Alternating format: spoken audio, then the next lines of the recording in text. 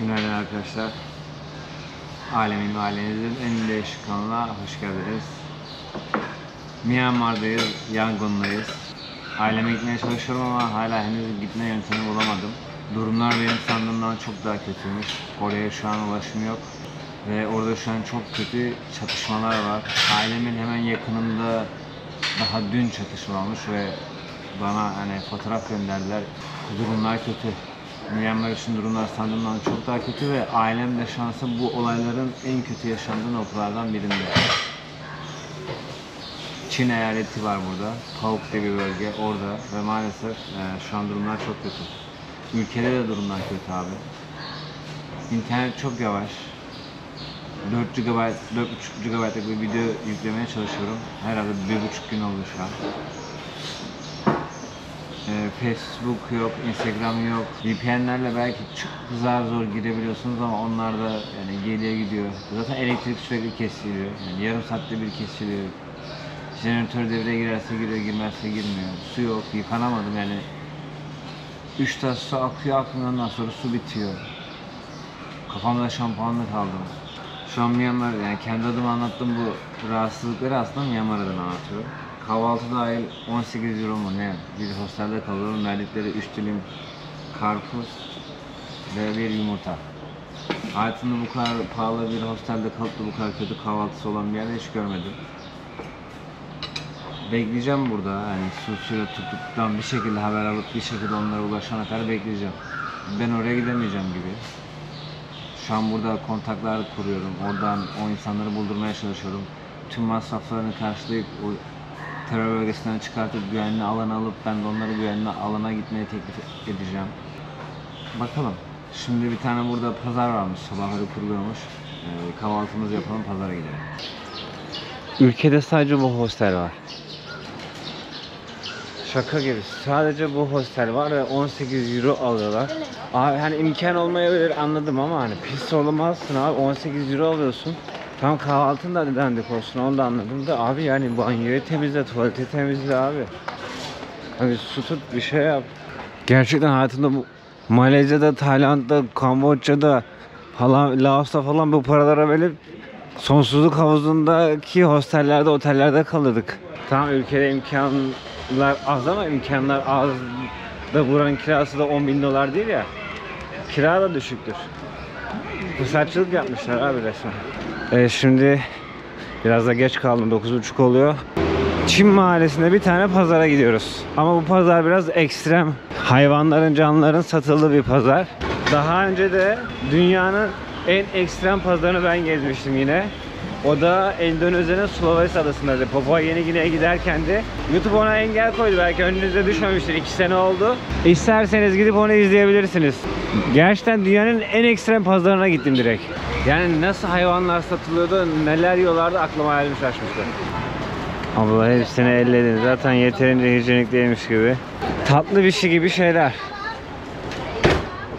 İnsanlar her sabah yüzlerini o Tanaka'ya hazırlamaya sürmeye üşenmiyorlar, helal olsun. Bak şimdi bir tane daha kız geliyor. Kız sabahın köründe kalkmış, yüzünü boyamış.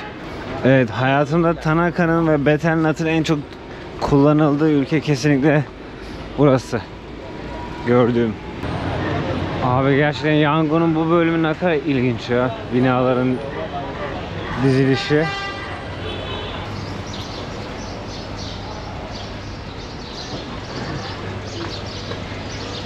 Bayağı cami var Yangon'da. Yani her 1-2 blokta bir cami var ve Müslümanların böyle muhabbet, sohbet toplandığı alan var. Şimdi onlarla ilgili de bir tane video yapmak istiyorum ama böyle adamları da, şimdi kritik meseleler var, ülkede iç savaş var. Dikkatli yapmam lazım video. O yüzden böyle bir kontak arıyorum. Bu da mı cami? Şimdi böyle abi blok ya. Her böyle 40 metrede bir böyle cadde var. Karşılıklı. Dümdüz böyle gidiyoruz. Böyle mesne de dümdüz, böyle mesne de dümdüz. Her sokağın başında da böyle yerel pazar var. Ufak ufak. Bungalaba. Burada tatlı yapmış ablalar. Sinekleri kovdu. Yemeklerini göstereyim. Abi yemekler öyle bir şey ki Bak hani sebze çeşitleri bol. Ama yemeklere o kadar çok sos basıyorlar ki sostan yemek yenmiyor. Aloe vera.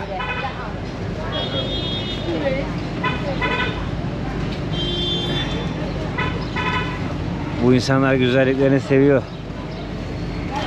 O yüzden dünyanın en güzel kızları Myanmar kızları.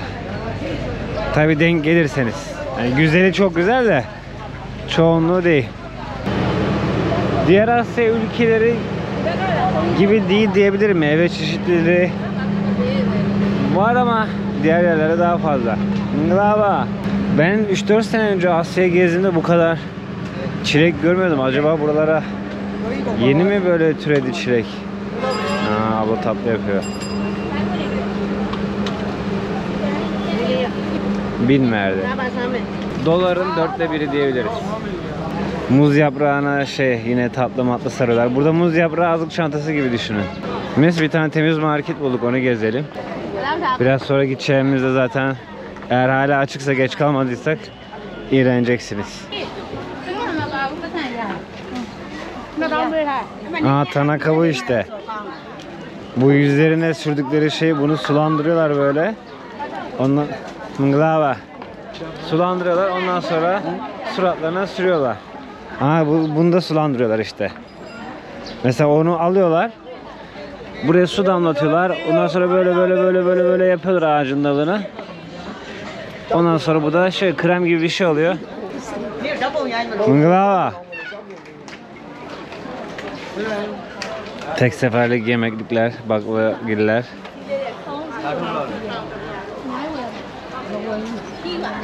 Namaste. Nglava. Türkiye. How are you? I am fine. Where do you live? I am from Turkey. Huh? Istanbul. Oh, Istanbul. Turkey, yes. Oh, Turkey. Turkey. Muslim. Elhamdülillah. Alhamdulillah. Haji Zubeda. Hacı Zübeyda, are you been to Mecca?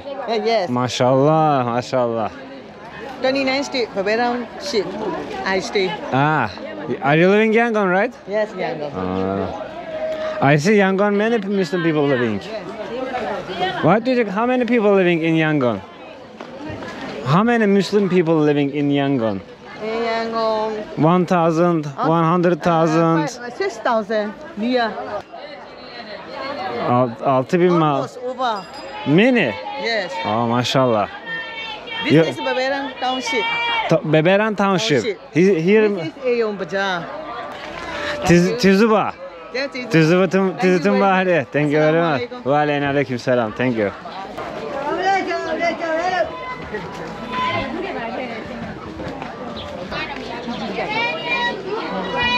Kurutulmuş balıklar. Aa, burayı biz yine gezeriz. Evet, yine balıklar. Biz burayı yine gezeriz. Ben gidip o pazarı merak ettim, onu görmem lazım. Geleyim mi? Viber. I don't have Viber. I have WhatsApp. This is. Do you have WhatsApp? Yes. What application? WhatsApp. Oh, You know WhatsApp? Yes. No. I have just WhatsApp. I don't have another.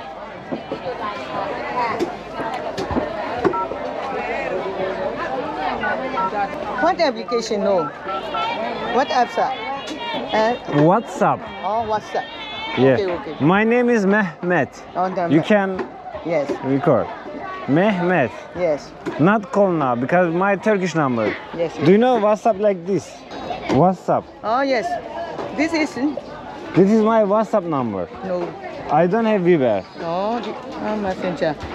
This is Huh? Yes. what application? WhatsApp. WhatsApp. Really 65? Yes. 65. 169 April 17. 63, 64. You, April 60. April 71.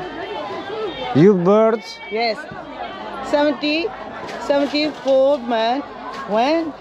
1961. Anlamadım. 64. You are now 64 years old. Yes. No. I don't know. Youngest. You face young. I am yoga exercise. Ah, English yoga. teacher. You are English teacher? Yes. Ah, okay. teyzemle birbirimize iletişim kurabilmek için 10 dakika uğraştım. WhatsApp'ı yok. Şimdi burada WhatsApp VPN ile çalışıyor. WhatsApp ülkede kısıtlı. O yüzden bunlar Viber daha doğrusu kullanıyorlar. Viber mı ne işte onu kullanıyorlar. Ben de onu indiremedim. Ondan sonra benim VPN'im Facebook'a giriyor. 12 girmiyor. Böyle karışık karışık işler yani 10 dakika uğraştık. Burada da rice stick var arkadaşlar. Bu gördüğünüz şey bildiğiniz pilav, pirinç yani. Ama böyle biraz yapışkanlı pirinç. Bunu bambunun içerisine tıkıştırıyorlar. Hatta bu dışında bakın bambunun lifi var. Bambunun içine bunu tıkıştırıyorlar. Ondan sonra gidiyorlar tarlada, bağda, bahçede bunu yiyorlar. Bu da zaten Hindistan cevizi, şeker. Abla bunu burada tatlandırıyor. Burada tatlı niyetine yiyebilirsiniz ama normalde bildiğiniz bambu var ya, içi boş olan bambu. Adamlar içine basıyor bu rice'ı, pirinci ve o bambuyu azık çantası gibi kullanıyor. Götürüyor tarlaya, yemeğini yiyor, bambuyu da atıyor ormana. Evet, bunlar da Monk. Böyle bir azık çantaları var. Azık çantalarına yemek topluyorlar. Bunlar önceden aslında para toplamıyordu. Son zamanlarda para da toplamaya başlamışlar.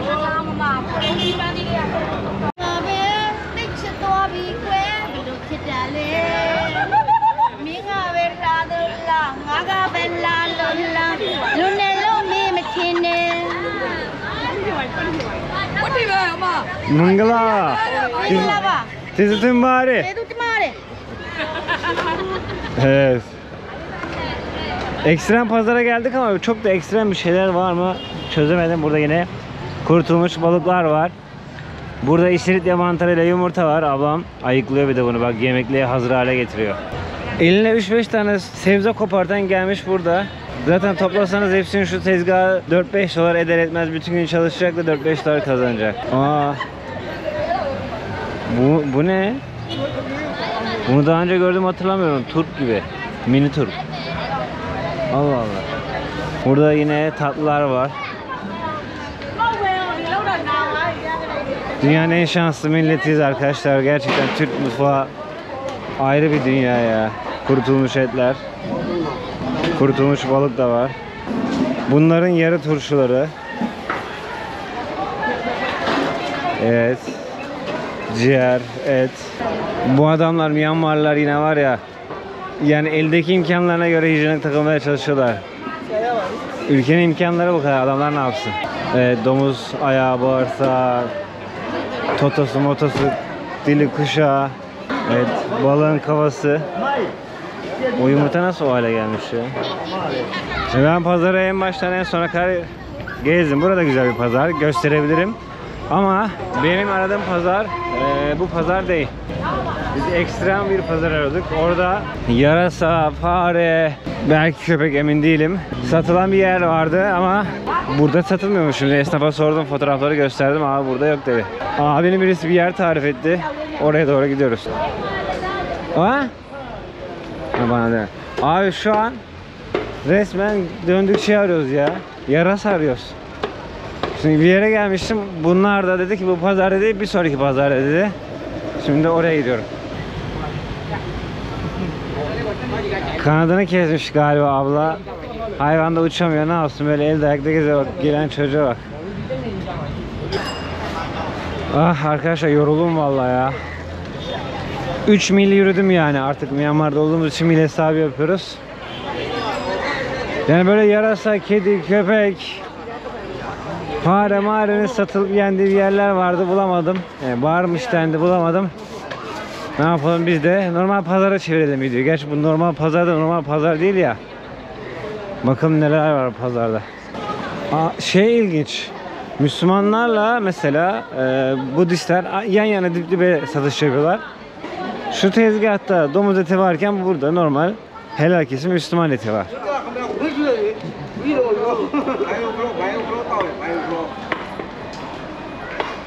Evet. Etler artık kararmış. O nasıl balık ya? Barbunya gibi. Ngla, tizuva.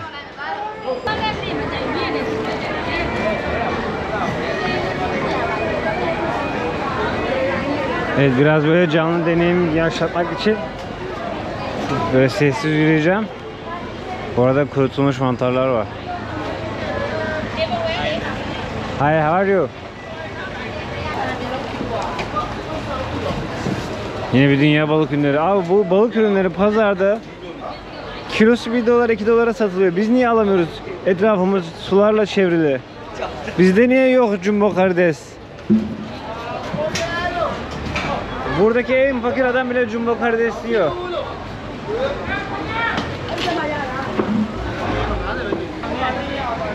Dannevat yok. Tizuba. Dannevat yok. This is sugar? Sugar? Allah Allah. Abla şeker yapmış. Aa, burada da canlı canlı. Vallahi dilsiz de olsa bunlar hayvan canlı ya. Yazık günah. Bir gün vejetaryen olacağım en sonunda. Şey çok ilginç değil mi? Yani bu kadar fakirliğin, karanlığın içerisinde bile yine çiçek satabiliyorlar. Bunu da böyle her ülkede, her fakir ülkede göremezsiniz. Myanmar'da çok fazla çiçekçi var. Manglava. Takunya var, çıra var. Burada ne oluyor ya? Bir yerler yanıyor. Abi köşe duymuş. Bu da tatlı. Ya şu şurup gibi şey nasıl içiyorlar ya? Ben hiç sevemedim. Enerji içeceği buranın. Geze geze yine aynı pazara gelmişim. En güzeli de buraydı. Arkadaşlar burasını olur ya bir gün biri gelir. Ben neresi olduğunu söylüyorum. Burası şu an 18. cadde.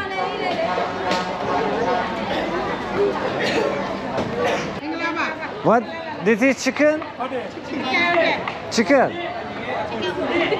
Abi tavuğun yumurtaları. Are you making soup? Bunu çorba yapıyorlar aynen. O da yürek. Onu soramıyoruz tabi. İşte burada da domuz kanından tofu gibi bir şey yapıyorlar galiba. Ya da direkt domuz kanı bile olabilir tamamı. Abi karidesin büyüklüğüne bak. 1 kilogram how much? 1 kilo. 25.000. 25.000. 25.000. 45.500. Kara borsaya göre mi söyleyeceğiz? Neye göre söyleyecek? 10 dolar da ya. Okey, Tizuba. Manglava Tizuba. 10 dolar diyebilirsiniz. Jumbo karidesin kilosu.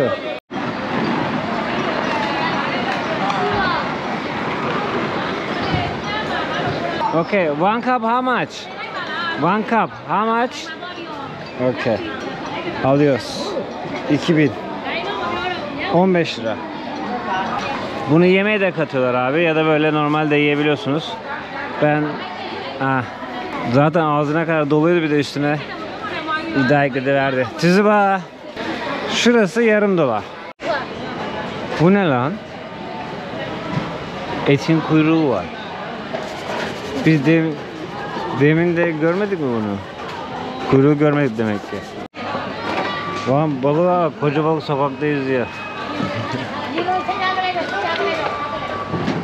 Abla da tavuk ayıklıyor. Balık buradan atladı böyle kaçtı gitmeye çalışıyor.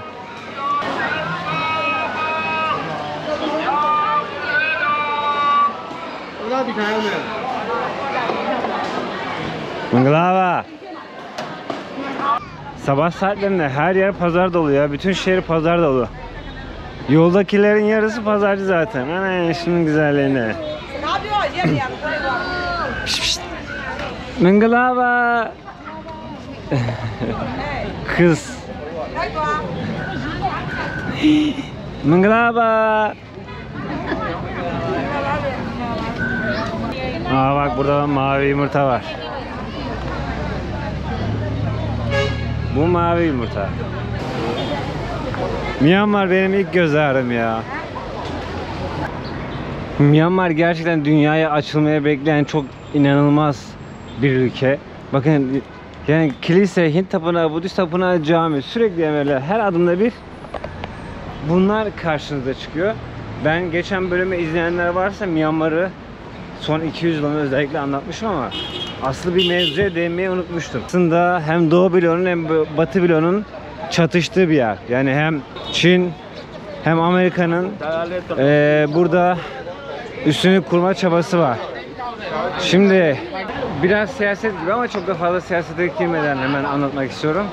Şimdi Amerika Malakka Boğazı'nı aldı. Bu Singapur'la Malezya arasındaki boğaz var. Tarih sahnesinde her zaman önemliydi. Zamanında Portekizler, İspanyollar falan filan uğraşmış oralarla. Amerika şu an burayı elinde bulunduruyor. Ve bu sebeple Çin de burada dışarıya açılmakta zorlanıyor. O bölgeyi kullanmakta zorlanıyor. Şimdi burası neden önemli? Yani Myanmar'dan bahsediyorum, neden önemli? Şöyle bir şey söyleyebiliriz. Malakka'dan karaya çıkamayan Çin, Myanmar üzerinden aslında burada Bengal Körfezi'ne inmiş oluyor. Yani kendisini Bengal Körfezi'ne direkt, hatta onlar için daha iyi oluyor aslında. Bengal Körfezi'nden direkt gelen, limandan gelen malzemeleri direkt Çin'e taşıyor ya da Çin'den çıkartıyor. Ama şimdi burada Myanmar var ve bu daha önce burası İngiliz boyunduruğu altındaydı. Ve daha sonrasında da Amerika buraya yerleşme çabaları vardı. Tabii Kanadalı madenciler falan filan da var. Şimdi işin özüne gelelim. Hani bu Arakan'da Rohingya olaylar oluyordu ya. Ama hani şimdi bir kere de anlattım önceki videoda. Anlayan anlamıştı zaten. Orada kesinlikle Müslüman katliamı diye bir kavram yok. İnsanlar katledildi. Kesinlikle insanlar katledildi. Bu başka bir konu. Ama bunun adı Müslüman katliamı değil. Yani kimse Müslüman olduğu için katledilmedi yani, ama işte bizim siyasal İslamcılar bunu hala böyle satıyor. Tabii ki ölenler Müslüman, o ayrı dava. Ama Müslüman oldukları için ölmedi. Neyse, uzattım. Şimdi Çin alttan hep oradaki ayrılıkçıları besliyor. Şimdi Çin'in buradaki bütün ülkelere girdi mesela. Şu an Çin var ya, ta Singapur'a kadar trenle inebiliyor. Laos'a gitti. Mesela fıstık gibi. Yani Laos dediğin ülke, açlıktan kırılan ülkeye hızlı tren inşa etti adam. Anladın mı? Niye? Laos için mi? Hayır. Tabii ki kendisi için. Nasıl İngilizler 100 yıl önce, 200 yıl önce bir oyun oynuyordu. Gittikleri yere yol mol yapıyordu. Tren ağları, limanlar yapıyordu ama kendisi için tabii ki halk da kullanıyordu. Şu anda da onu Çin yapıyor. Şimdi Çin burayı sürekli karıştırıyordu. Rohingyalara sürekli fitne fesat veriyordu. Belki silah yardımı yapıyordu. Bu gibi durumlar vardı. Şimdi farklı okumalar da yapabilirler. Farklı okumalar yapanlar da var burayla ilgili. Myanmar'la ilgili, Arakan'la ilgili. Ama ben okudum ki 5 senedir, 6 senedir de zaten takipte olduğum bir yer. Ki 3. kez ziyarete geldiğim bir yer. Hem Bangladeş tarafından hem Myanmar tarafından seyahatte bulunduğum bir yer. Direkt bizzat o insanlarla konuşmuşluğum var. Bu insanlarla videolar çektikten sonra bana ulaşmış olanları var. Abi Çin bunları ayrılıkçı hareketlerde bulunuyor. Çin bunları besliyor, anladınız mı? Bunlar da dediğim gibi burada bağımsızlık istiyor Rohingyalılar. Burası karışınca ne oluyor abi? İstikrarsızlık oluyor. İstikrarsızlık olunca da ne oluyor? Çevrede güçlü bir devlet varsa istikrarsızlık yaşanan bölgeleri kuşatıyor. Aynı zamanda bu Rohingya dediğimiz bu alanda çok verimli, çok değerli taşlar da var. Yani madenler de var. Şu an kim çöktü onlara? Kimi şu an oralara yollar yapıyor? Kim şimdi oralara liman inşa ediyor? Peki Rohingyalılarla Myanmarlılar kavga edince savaşınca kime yaradı? Zaten soruların cevaplarını anlamışsınızdır. Cevapları bulunca da ortamdaki karışıklığın sebebini de anlamışsınızdır. Neyse, velhasıl kelam arkadaşlar, buradaki asıl karışıklığın sebeplerinden birisi de aslında Çin. Ve yine burada aslında Amerika Çin'in kavgası sırasında istikrarsız kalmış bir Myanmar devleti. Bana sorarsanız dünyanın en güzel insanları. Hemen cami orada. Bu da Hindu tapınağı. Budist değil, Hindu tapınağı. Hint tapınaklarında perşembe sabahları beleş yemek oluyor. Nereden biliyorsun dersen, bu tapınaklarda az yatıp az aç kalmadık. Vallahi beni ilk bir yıl, ben ilk 6-7 aydım daha doğrusu, bileklikten de para kazanamıyordum. Bu Hint tapınakları sağ olsun Malezya'da, Tayland'da, Singapur'da beni hayatta tuttu. Nasıl bizde cuma günü cuma namazı var. Bunlarda da özel günlerde, özel saatlerde özel törenleri oluyor. Evet, biraz kılık kıyafet de göstereyim. 4000 kıyafeti 1 dolar kabul ederseniz şu an bu kıyafet 1,5 dolar. Bu 2 dolar. Bu yaklaşık 3 dolar. Bu 3 dolar. 2,5 dolar. Mesela bu hoş bir şey. Tam 3 dolar. 100 lira yani. Türkiye'de böyle 100 liraya, Türkiye'de de vardır herhalde ya. Pazarda 100 liraya vardır herhalde, ne bileyim. Abi aklım benim susuyla tutuktu ya, videoda motive olamadım. Olamadım yani. Yoksa ben duydum yarasa marası satan yerler vardı. Ben her türlü onları bulurdum. Bunun videosunu yapacağım. Glava. Onun videosunu yapacağım. Betelnut çılgınlığı nasıl bir çılgınlıksa. Bu yine Amerika'nın Afrika'ya sömürürken götürmüş olduğu Hintliler, Pakiler bunu almışlar, Afrika'ya bile götürmüşler. Afrika'da bile insanlar puan ya da betelnut bunları çiğniyordu. Glava. Glava.